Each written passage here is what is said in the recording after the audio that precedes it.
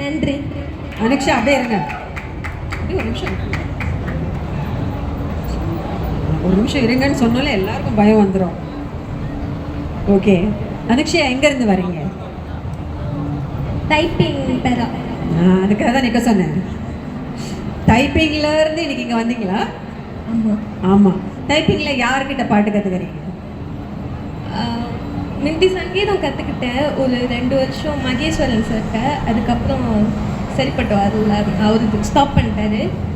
அதோட திருஞான செல்வன் சார்கிட்ட ஏற்குறைய பாதி வருஷம் படிச்சிருப்பேன். அதோட டான்ஸ் கிளாஸோட கிளாஷ் ஆகுதுன்னு சொல்லி போக முடியல. அதோட ஓகே ஓகே. சில சமயம் அப்படி தான், நேரமும் காலமும் வசதியும் வராது, அதனால் கற்றுக்க முடியாமல் போகலாம். ஆனால் நீங்கள் பாடுறது வந்துட்டு கற்றுக்காத ஒரு பொண்ணு பாடுற மாதிரியே எனக்கு தோணலை. எனக்கு வந்து அப்படியே சுகமாக இருக்குது, சிறப்பாக இருக்குது, ரொம்ப நல்லா இருக்குது, ரசிக்கிற மாதிரி இருக்குது. ரொம்ப நன்றி அந்த அழகான பாடலை வந்து இங்கே பாடினதுக்கு. தேங்க்யூம்மா.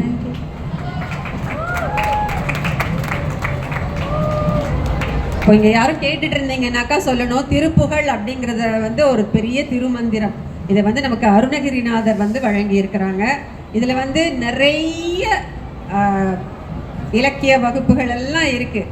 அதில் வந்துட்டு இவங்க சொன்னபடி வந்து வாய் மட்டும் மணக்கிறது இல்லை, நம்மளுடைய உயிரே மணந்துரும் திருப்புகழில் கற்றுக்கிட்டா அப்படின்னு சொல்லி எல்லாரும் சொல்கிறாங்க. வாரியார் சாமிகள் வந்துட்டு திருப்புகழில் பாதிமதி நதின்ற பாடலை பாடுவாராம். பாடிட்டு சொல்லுவாராம், வேலும் மயிலும் அப்படின்னு ஆகாசத்தில் அப்படியே வந்து என்னை கூட்டிகிட்டு போயிடும் அப்படின்னு சொல்லுவாராம்.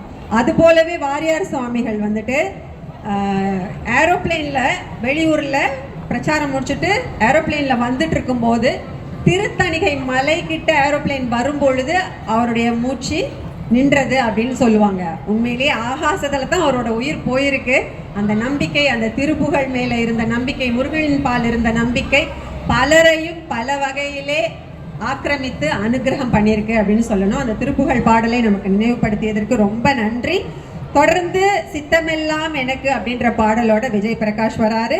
இங்கே பாடிக்கொண்டிருக்கக்கூடிய பிள்ளைகள் எல்லாம் இளைய கலைஞர்கள், இளைய தலைமுறை கலைஞர்கள். இவர்களை வளர்த்து வருவது பயணம் தொடரும் எனும் மேடை. இந்த பயணம் தொடரும் மேடைக்கு பின்னாலே இருப்பது சகோதரி தேவி லட்சுமணன் அவர்கள், இசை ஹவுஸ் ஆஃப் இசை ஹெரிட்டேஜிலிருந்து. இவங்க வந்து ஒரு பர்சத்வானும் வச்சிருக்கிறாங்க, PKKWன்னு சொல்லிட்டு. அவங்க என்ன பண்றாங்க அப்படின்னு பார்த்தீங்கன்னாக்கா, ஒரு காலத்துக்கு முன்னால வந்து பணமே வாங்காம B40 குரூப்ல இருந்த பிள்ளைகளுக்கு பரதநாட்டியம் சொல்லி கொடுத்துட்டு இருந்தாங்க.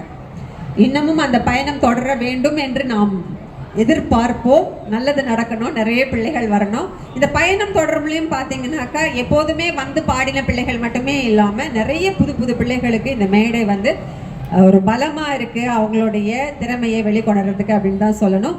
இந்த வேளையில் இங்கே இந்த பிள்ளைகள் பாடுவதற்கு இந்த அற்புதமான தைப்பூச திருநாளில் பத்துமலை முருகன் கோவிலின் அருகிலே பிள்ளைகள் பாடுவதற்கு வாய்ப்பை வழங்கிய டூன் செந்தோசா YB டாக்டர் குணராஜ் அவர்களுக்கும் நமது நன்றியை தெரிவித்துக் கொள்வோம்.